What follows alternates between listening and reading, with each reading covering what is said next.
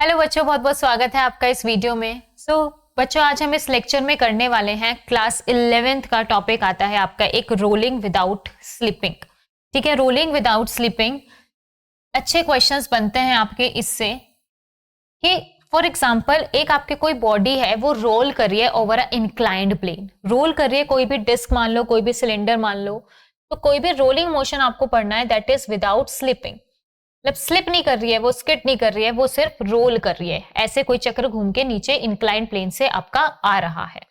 तो rolling without slipping का case बनता है आपका। ठीक है, कोई बॉडी ऐसे रोल करते हुए नीचे आ रही है। तो इसमें जो क्वेश्चंस पूछे जाते हैं वो पूछे जाते हैं कि मान लीजिए वो h हाइट पर आपकी बॉडी को रखा गया, वहां से उसको रोल कराया गया, तो नीचे आ तक यहां पर उसकी वेलोसिटी कितनी होगी, with which velocity it will strike the ground, किस वेलोसिटी से वो ग्राउंड को स्ट्राइक करेगा। तो पहला क्वेश्चन आपका ये पूछा जाता है। चलिए पहले अब हम इसमें देखते हैं, इसमें हम law of conservation of mechanical energy से इस वेलोसिटी को निकालेंगे। Law of conservation of mechanical energy से मतलब कि इस पॉइंट पर पोटेंशियल एनर्जी हमें पता है कितनी होगी, mgh। इस पॉइंट की पोटेंशियल एनर्जी यहां की बन जाएगी काइनेटिक एनर्जी। बट ये रोलिंग मोशन है, इसमें दो तरह की काइनेटिक एनर्जी इन्वॉल्व होंगी, मतलब दो तरह के मोशंस इंक्लूड होंगे। चलिए अब आप इसको समझिए। फॉर एग्जाम्पल ये आपका मोशन है, ये आपकी बॉडी रखी हुई है, इसे आप हॉरिजॉन्टल प्लेन पर ही ले लीजिए। ठीक है, अब ये है इसका सेंटर ऑफ मास। एक सेंटर ऑफ मास पर मान लीजिए एक पॉइंट, और एक पॉइंट इसके किसी भी एज पर मान लीजिए। ठीक है, अब मैंने इसको रोल कराना शुरू किया, तो एक इंसान देखिए इसके सेंटर ऑफ मास को और एक देखिए इसके इस वाले एज को एक बार। तो जब आप इसको रोल कराओगे तो आप देखोगे सेंटर ऑफ मास यहीं पर रहेगा, बस ये जब रोल करेगा तो ये अपनी ऐसे ऐसे ऐसे मोशन आगे आगे, मतलब ये बढ़ता जाएगा। अगर हम सिर्फ इसके सेंटर ऑफ मास को नोटिस करें तो आपने इसको स्किड कराया, सिर्फ इसका सेंटर ऑफ मास आगे आगे बढ़ता चला जाएगा। ठीक है, तो हम इससे कह सकते हैं कि लीनियर मोशन कर रहा है। इसका सेंटर ऑफ मास कैसा मोशन कर रहा है, लीनियर मोशन। रोलिंग करते हुए ये सिर्फ लीनियर मोशन कर रहा है इसका सेंटर ऑफ मास। ठीक है, बट जो यहां पर एज पर है ये कैसा मोशन करेगा, ये घूमेगा, इसमें ये वाला यहां पर आएगा, ये आप देखोगे जो यहां पर है ये ऐसे घूमेगा, ये वाला पार्टिकल। जब इसको रोल कराओगे, इस इंसान पर अगर आप ध्यान दोगे, इस पॉइंट पर अगर आप फोकस करोगे, तो ये ऐसे ऐसे रोल करेगा। तो इसमें दो तरीके के मोशन हो रहे हैं, रोलिंग में दो तरीके के मोशन हो रहे हैं। सेंटर ऑफ मास को देखा, जो सेंटर पर है वो लीनियर मोशन कर रहा है, मतलब ट्रांसलेशन मोशन कर रहा है, और जो एज पर है वो ऐसे ऐसे आपका रोटेशन कर रहा है। कैसा मोशन कर रहा है वो, रोटेशनल मोशन। तो इसमें रोटेशनल मोशन भी इंक्लूड है रोलिंग में, और इसमें ट्रांसलेशन मोशन भी इंक्लूड है। ठीक है, सेंटर ऑफ मास को देखें तो ट्रांसलेशन मोशन कर रहा है, और इसके एजेस वाले पॉइंट को देखें तो ये गोल गोल घूम रहा है, दैट इज ये आपका रोटेशनल मोशन भी कर रहा है। तो हमें दोनों की ही काइनेटिक एनर्जीज पता है, रोटेशनल मोशन की भी काइनेटिक एनर्जी पता है, और हमें ट्रांसलेशन मोशन की भी काइनेटिक एनर्जी पता है।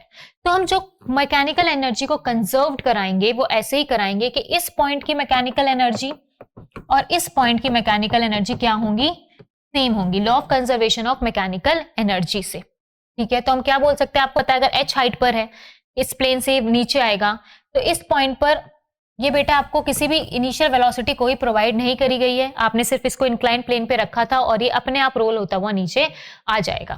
ठीक है, तो u is zero there, kinetic energy वहां पर कैसी होगी, जीरो होगी, रोटेशनल भी और ट्रांसलेशनल भी। ठीक है, इनिशियली तो mgh हो जाएगी आपकी इस वाले पॉइंट की टोटल मैकेनिकल एनर्जी। mgh क्या हो जाएगी, हमारे उस पॉइंट की टोटल मैकेनिकल एनर्जी। अब इस पॉइंट पर आ जाइए, इस पॉइंट पर हाइट जीरो है, तो पोटेंशियल एनर्जी क्या हो जाएगी हमारी, जीरो हो जाएगी। काइनेटिक एनर्जी दो तरह के होंगी, one is translational and one is rotational.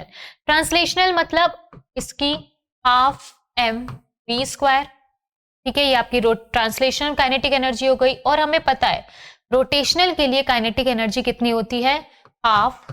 Rotational में जो काम एम का होता है वो ही काम मोमेंट ऑफ इनर्शिया क्या होता है, आई का होता है।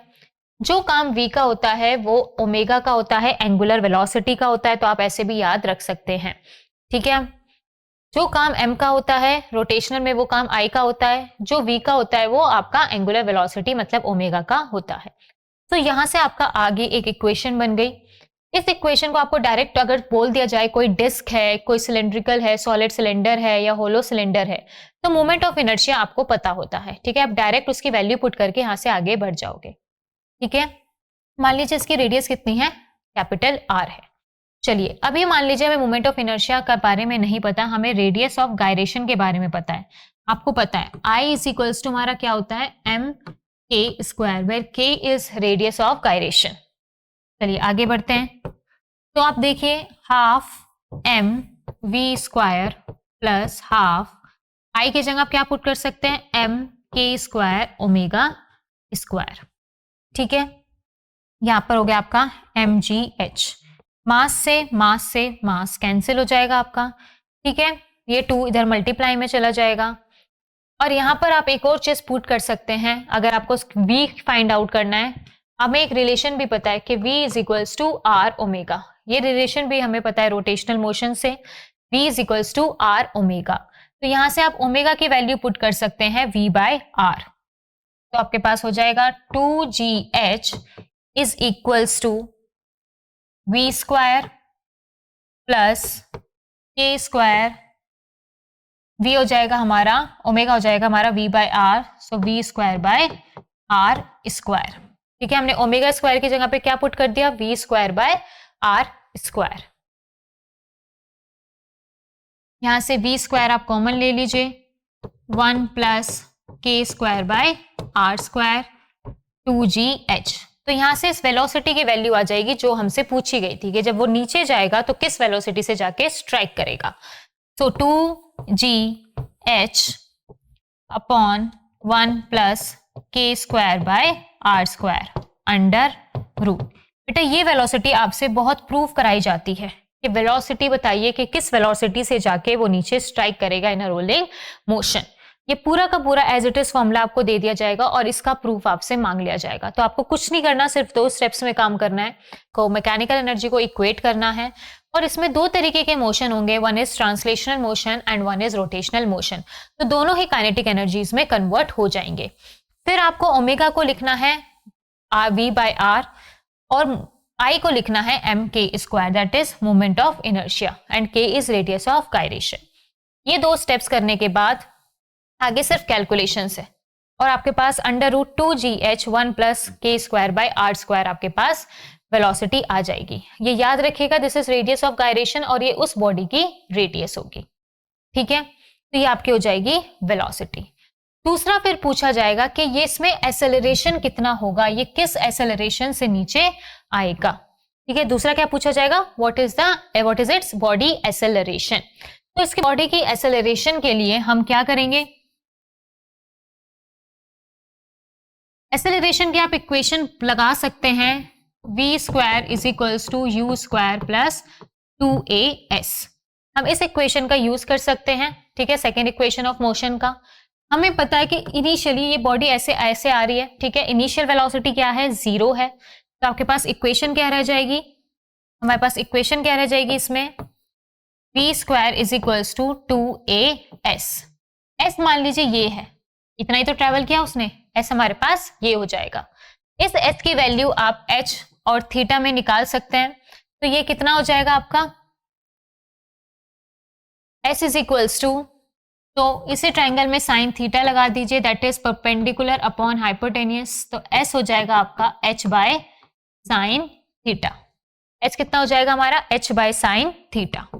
v स्क्वायर की वैल्यू आप वहां से पुट कर सकते हैं, v square is 2gh upon 1 plus के स्क्वायर बाय आर स्क्वायर।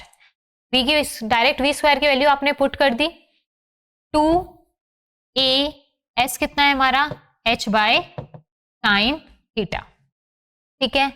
2 से 2 कैंसिल हो जाएगा, h से h कैंसिल हो जाएगा और a की वैल्यू आपके पास आ जाएगी, a की वैल्यू आ जाएगी g साइन थीटा, a की वैल्यू आ जाएगी g साइन थीटा अपॉन, ये अंडर रूट में नहीं होगा, अंडर रूट आपका पूरा हट गया है, ठीक है, 1 प्लस के square by are square.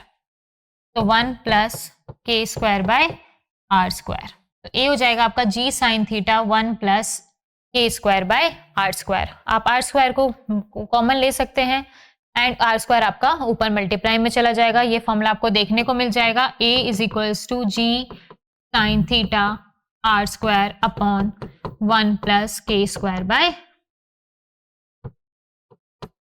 K square plus are square. तो ये हो जाएगा आपका एसेलरेशन, जिस एसेलरेशन से आपकी बॉडी नीचे आ रही है, ठीक है, वो एसेलरेशन जिससे आपकी बॉडी नीचे आ रही है, that is G sine theta upon K R square K square plus are square. इसमें आप एक और चीज उससे कंपेयर करोगे, इसमें फिर पूछा जाता है what is force of friction.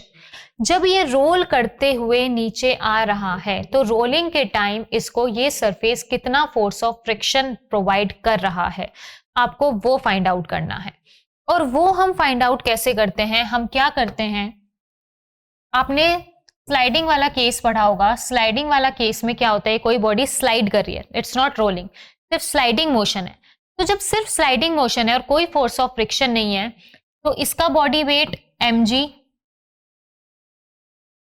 ये वाला एंगल, ये थीटा इंक्लिनेशन है तो ये भी थीटा, यहां पर लग जाता है आपका mg साइन थीटा और यहाँ पे हो जाता है आपका mg कॉस थीटा, ठीक है। इनके सिंपल स्लाइडिंग का केस है ये, ठीक है, नो रोलिंग।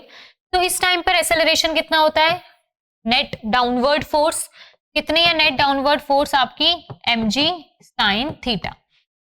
तो एक्सेलरेशन कितना होता है, g sine theta. Simple sliding का केस देखें तो एक्सेलरेशन हमारा होता है g साइन थीटा, पर जब वो रोल करते हुए नीचे आ रही है तो आपका एक्सेलरेशन कितना आया, g sine theta are square upon R square plus के स्क्वायर। तो आप देख सकते हो सिंपल स्लाइडिंग में और रोलिंग विदाउट स्लाइडिंग में आपका एक्सेलरेशन कम हो गया। देख सकते हो आप, जी साइन थीटा दोनों में है, जी साइन थीटा हमारा दोनों में है और उसके मल्टीप्लाई में R square upon R square plus के स्क्वायर।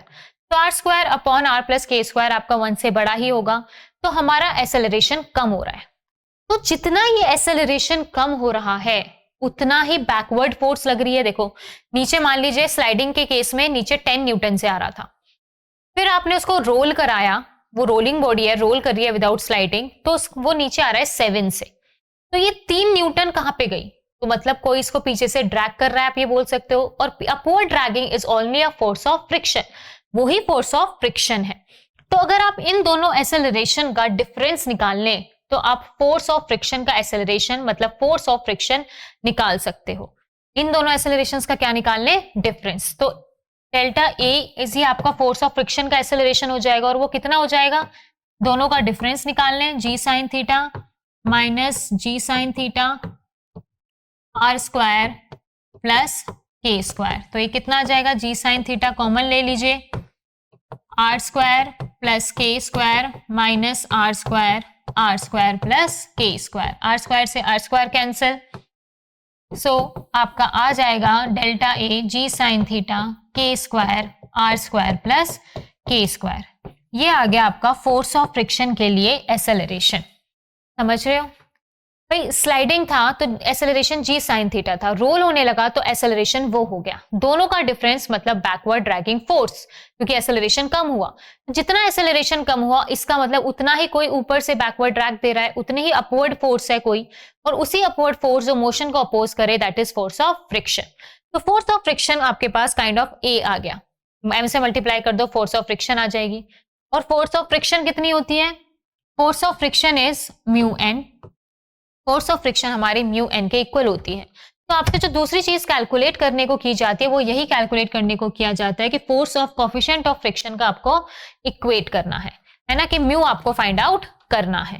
तो ये म्यू आप फाइंड आउट कर देते हैं, इससे इक्वेट करके फोर्स ऑफ फ्रिक्शन आपने निकाल ली, that is m g sine theta के square upon k square plus are square. इसको आप म्यू एन के इक्वल रख देंगे। एन कितना है आपका, व्हाट इज एन, देख सकते हैं आप एन कितना हो जाएगा, इसी केस में आपने रोलिंग का कर दिया, ऐसे ही हो जाएगा आपका एम जी कॉस थीटा। तो नॉर्मल रिएक्शन किसके इक्वल है, एम जी कॉस थीटा के इक्वल है। एम जी कॉस थीटा के इक्वल क्या है, हमारा नॉर्मल रिएक्शन है।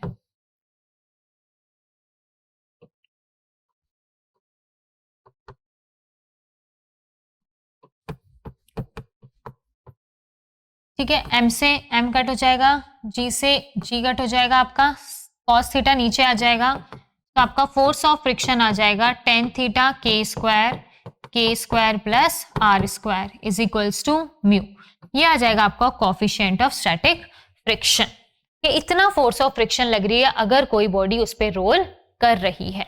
ठीक है, ये आपकी फोर्स ऑफ फ्रिक्शन है। तो ये तीन चीजें हमने निकाली। First is velocity with which rolling body strike the ground, acceleration of the rolling body, and then force of friction provided by the surface to a rolling body। तो इनसे आप काफी सारे न्यूमेरिकल्स या फिर डायरेक्ट आपको फॉर्मूला दे दिया जाएगा और सॉल्व करने के लिए बोल दिया जाएगा। ठीक है, तो इन पे हम कुछ न्यूमेरिकल्स भी ट्राई करेंगे in upcoming videos. Thank you class.